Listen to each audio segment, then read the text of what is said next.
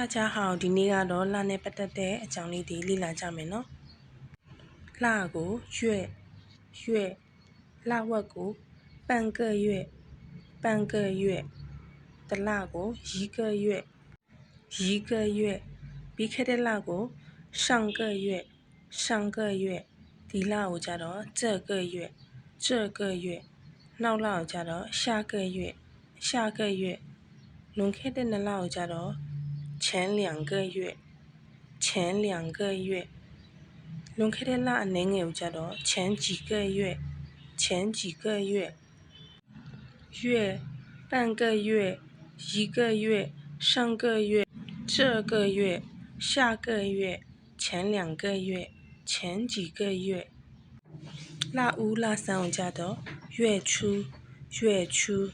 လလယ်ကိုကြတော့月中လကုန်ကြတော့月底လဦး10ရက်ပိုင်းကိုကြတော့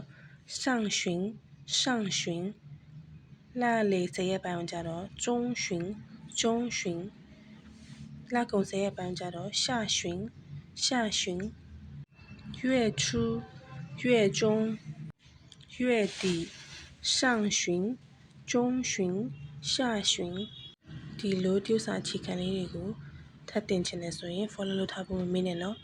မင်္ဂလာရှိသောနေ့လေးတစ်နေ့ဖြစ်ပါစေ